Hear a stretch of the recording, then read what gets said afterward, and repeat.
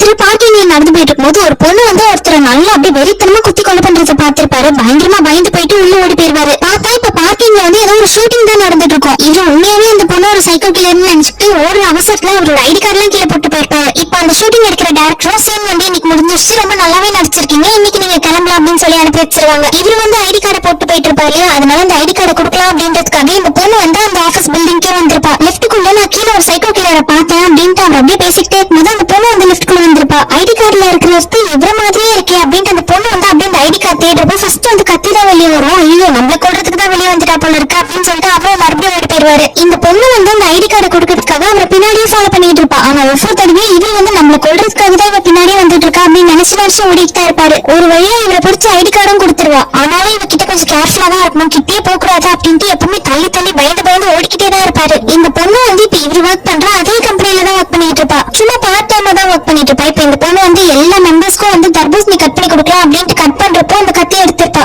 அவன் என்னமோ சாதாரணமா தர்பூசணி தான் கட் பண்ணிட்டு இருப்பா. ஆனா இவருக்கு வந்து ஏதோ யாரையும் வந்து குத்தி கொல்ற மாதிரியே தோணுது. அதனால எந்திரிச்சு எனக்கு தர்பூசணி தவலை ஒன்னும் தவலைன்னு ஓடி போயிருவாரு. எங்க போறீங்கன்னு கேட்கிறப்ப எனக்கு கொஞ்சம் வேலை இருக்குன்னு சொல்லிடுவாரு. இப்ப இந்த பொண்ணுக்கு வந்து ஏதோ டவுட்டாவே இருக்கு, ஏன் இவரு நம்மள பார்த்தாலே ஓடிக்கிட்டே இருக்காரு அப்படின்ட்டு பின்னாடியே போயிருப்பா. இவ பின்னாடி வந்து நிக்கிறத பார்த்த உடனே இவருக்கு ரொம்ப பயமா இருக்கு. இவ வந்து நம்மள கொல்றதுக்கு முன்னாடி எதையாச்சும் தூக்கி போட்டு இவ்வளவு கொண்டுடலாம் அப்படின்ட்டு தான் அவரும் போயிருப்பாரு. அவரும் பயத்துல எதனால என்ன கொல்றதுக்கு ட்ரை பண்றேன், நான் உன்னை என்ன பண்ண, நீ யாருன்னு கூட எனக்கு தெரியாது அப்படின்ட்டு புலம்பிட்டு இருப்பாரு. இந்த பொண்ணுக்கு அதை கேட்ட உடனே ஒரே சிரிப்பா இருக்கும். பார்க்கிங்ல வந்து ஷூட்டிங் தான் நடந்துட்டு இருந்தது, நான் நடிச்சுட்டு தான் இருந்தேன், அதை பார்த்து நீங்க தப்பா புரிஞ்சுக்கிட்டீங்க போல இருக்கு அப்படின்னு சொல்லியிருப்பா. அப்பதான் இவருக்கும் உண்மையே புரிய வரும். இப்ப இவ்வளவு நேரமா என்ன சைக்கோ கில்லர்னு நினைச்சுதான் நீங்க ஓடிக்கிட்டே இருந்தீங்களா அப்படின்ட்டு அந்த பொண்ணுக்கும் வந்து பயங்கரமா சிரிப்பு வருது.